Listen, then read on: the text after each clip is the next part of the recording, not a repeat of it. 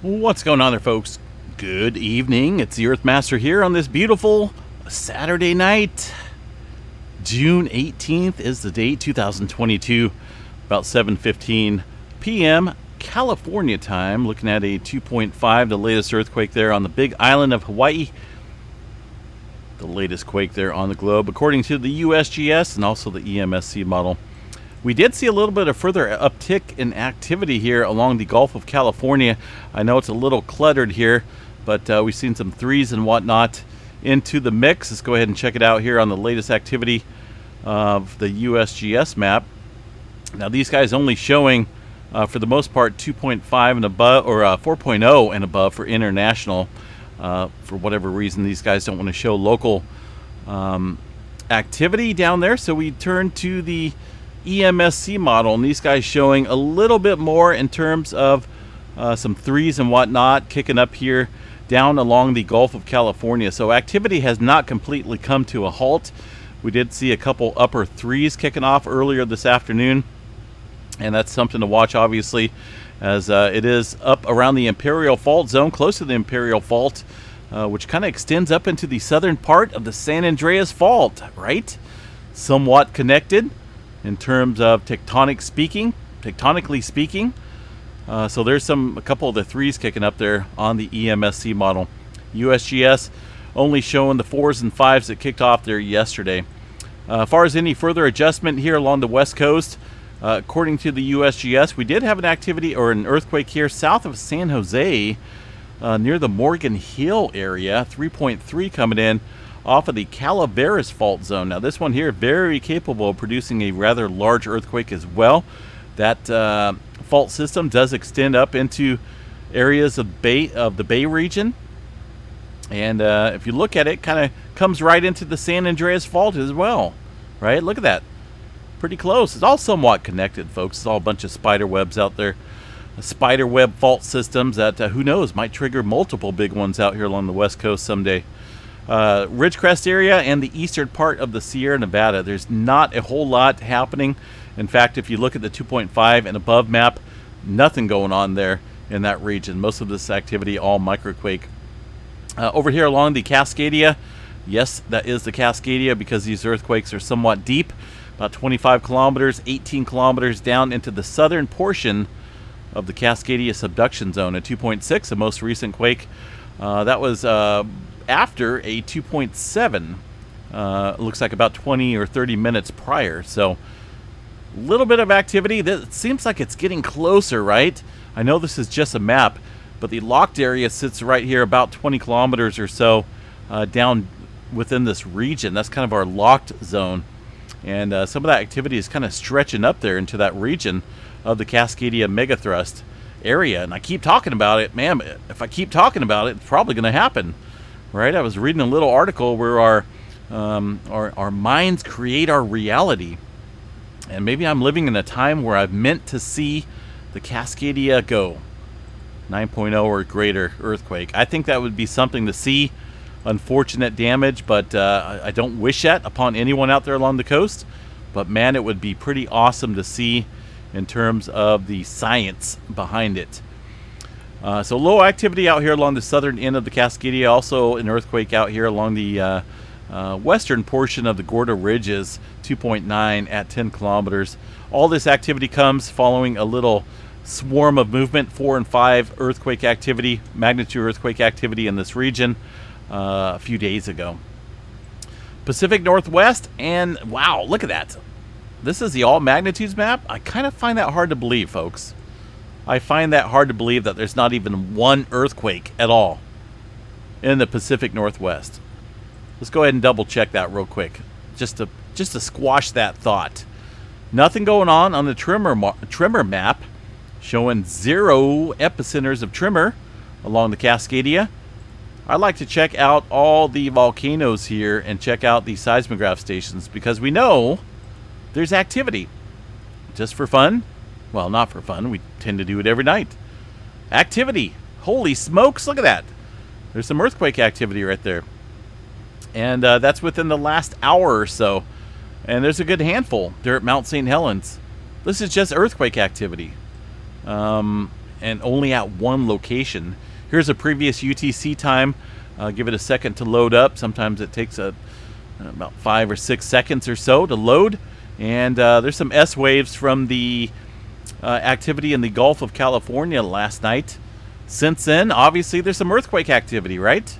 Quite a bit on the microquake department. If you want to zoom in and take a look at this, that's earthquake activity. So why?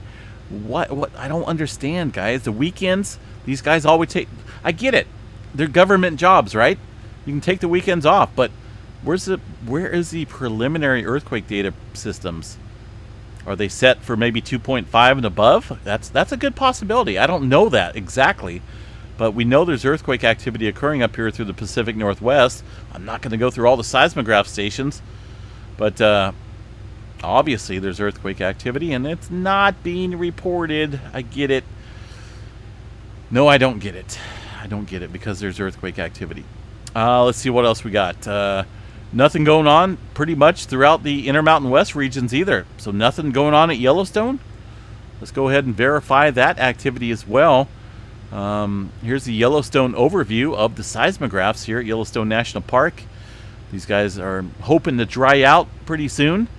Having some major issues with some erosion and whatnot here at the northern entrance of the park. It looks like the southern entrance is set to open here pretty soon. As far as earthquake activity goes, yeah, there's not a lot. I'm not seeing a lot at all on any of these seismograph stations here. And it's kind of looking that way throughout the majority of the park. Little small microquake activity, it looks like, around Old Faithful. And then again, this could have some could have a little, what's the word I'm looking for?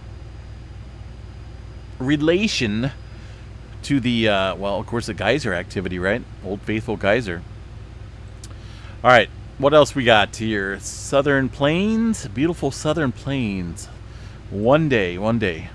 Not a whole lot of activity. A couple 2s and 3s kicking off here throughout Texas and Oklahoma. No further earthquake activity out here around the Stillmore, Georgia area. Of course, late last night they had that 3.9 striking out here, shaking things up here in the beautiful state of Georgia. No further activity to report, and no microquakes out here in this region at all following that movement. Puerto Rico area looks like a little spotty movement up here around the northern section. But then again, things kind of calming down. Not seeing as much activity here around the Caribbean plate. And we did see one earthquake out here earlier this afternoon. Looks like a 4.8 well off the coast of Ecuador into the islands out here. About 10 kilometers or so for the depth of this earthquake. The rest of South America had one earthquake down here, 5.1, in the Santiago, Chile area, 141 kilometer deep, 5.1 into the Peru-Chile Trench. The Big Island of Hawaii lighting up here right now in the red circles. Got one earthquake also here right at the very top of Mauna Loa, a 2.7 coming in. That's a pretty good size earthquake right there, it looks like. At least for the Mauna Loa area. Over the last 7 days or so, of course, we've seen a little spotty movement across this area of the Big Island, although this earthquake striking within the last hour is the largest one within the last week. So we're going to watch that pretty closely. Things may change. They can change in a blink of an eye, can't they? 2.2, Pahala, Hawaii at 2.2 right there at typical depth there, about 32 kilometers down dip or downstream. One earthquake out here kind of lighting up along with the activity here in Hawaii near Volcano Islands, Japan region of 4.5 and 194 kilometers deep into this trench area right around the Mariana Trench. A lot of volcanic activity, a lot of seamounts out here, but this is way down there, 194 kilometers. I don't believe related with the volcanic activity along the islands here or along the volcanic chain. Rest of Hawaii or rest of Japan looks pretty quiet up there. One earthquake outside of Taiwan, a 4.4. That one was late last night. And of course, this Java Trench area has seen some movement earlier this morning with a 5.3 into this area. Kermadec Trench, still kind of lighten up a little bit. Most of this activity from early this morning. We did see a little activity kind of kicking up here along the Kermadec Islands about afternoon time frame. Actually, this was this morning as well. So no further renewed activity. Of course, we'll check the Emsc model real quick. Let me double check this here real quick, folks, just to make sure. You can't really depend on one agency, right? I've learned that over time. That is a mistake I won't make again. Okay, let's see what do we got here. Emsc model showing quite a few threes and whatnot into the North Island region southward, all up and down the Kermadec Trench into the portions of the Hikurangi subduction zone. It looks like as well. Let's see what these earthquake depths are. It looks like some of them somewhat deep here along the Kermadec Islands. Mostly threes in that mix there. This USGS map, just throwing this in there real quick. This kind of shows you subduction zone areas and the slab depth contours. How far these slabs of, well, in the example, the Pacific Plate subduct here gives you a pretty cool little overview on the depths. 600 kilometer depth there for the, it's kind of why we see all those deep earthquakes down there, right? It gets super deep. But this kind of gives you a global overview of some of the major subduction zones here across the globe. Of course, up here into the Pacific Northwest, we got the Cascadia subduction zone, and that does go way inland, but also way down there. Some of these depths are looking at 400 kilometers deep into portions of eastern Oregon, and here in Nevada, looks like 400 kilometer deep slab contours as well. But of course, up here at the Cascadia, we're looking at about 20 kilometer depth for the locked area. And it's pretty cool. I like to look at it once in a while and just kind of pinpoint where all the major subduction zones area. And this is just kind of a just a little overview. I'm sure there's a lot more than what's on the map. All right, continuing on here. Just a little spotty activity as we head further west. One earthquake out here along the Prince Edward Islands area. This one striking earlier this morning, 4.6 here with the within the southwest Indian Ridge. Tremor activity tonight, of course, pretty quiet. We've already seen this. There's not a whole lot going on. We did see some activity there at Mount St. Helens, obviously, and we'll check out for fun. We'll check out the Newberry Volcano in Oregon just to see if we got any activity here. We kind of like to switch up the volcanoes once in a while. See if there's any seismic activity kicking up at any of these stations here. And obviously, we can kind of decipher that. We can kind of see these thin little, you got a red line here, a blue line, another blue line showing some very small microquake activity. Let's see what we got for the afternoon and morning time frame here. Got to get my barbecue started. You know me, Saturday night, I have to barbecue, and there's those S waves there from the earthquake activity yesterday. Not a whole lot going on here. Notice the thin lines are much thinner compared to the past couple hours I showed you on the previous graph here. So not a whole lot of activity. The adjustments on this station are much larger, showing the lines much stronger, which is still kind of picking up some very, very, very small microquake activity there at the Newberry Volcano. Earthquakes Canada, I just checked these guys out. There's not a whole lot going on here. Latest quake shows looks like a earthquake here from a couple days ago in the Port Alice area, BC region. A little 0.9 at 14 kilometers. So not a whole lot going on there up in the Canada region, although I think they do take the weekend off as well. Similar to the USGS. And just leave the preliminary earthquake data system set for a certain magnitude.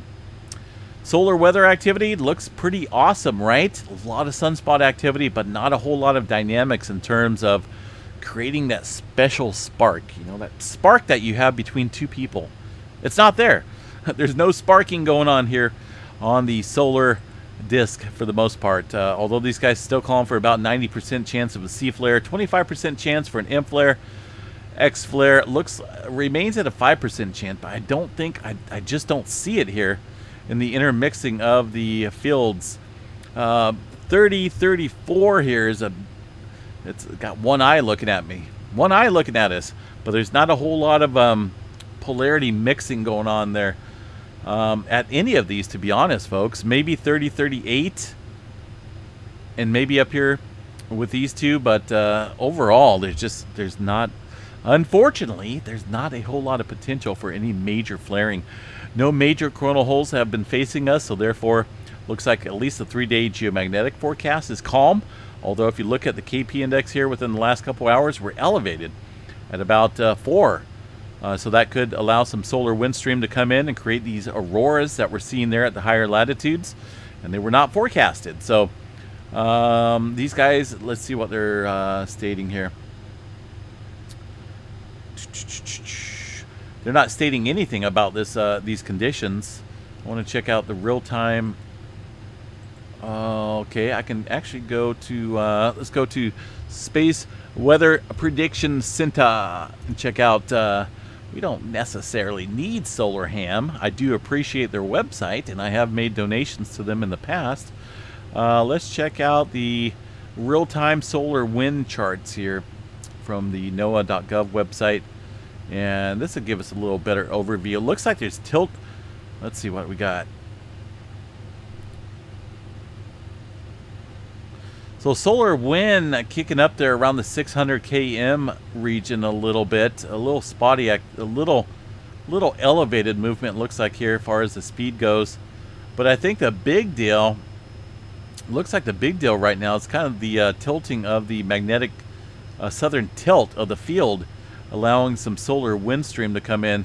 Seeing these red lines there separate away from the darker line up here, indicating that that tilt, but I'm not 100% certain where this is coming from. I don't know if it's from coronal hole activity. There hasn't really been any, so hard to say that. I guess we'll keep an eye on it and see what becomes of it. Spaceweather.com is another cool site.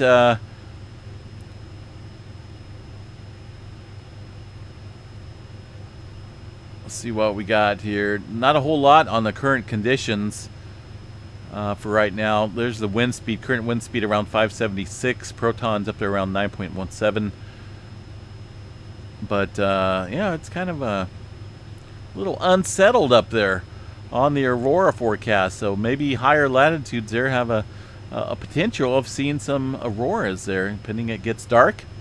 Looks like maybe up here around this region, but all right, guys, I am going to jump out of here and start the barbecue. And I hope everyone enjoys their evening out there. I think there's definitely a lot going on here in the world. A lot of earthquake activity and a lot of uncertainty in the world, right? I think we all have a little bit of that feeling, but there's no doubt it's all meant to be.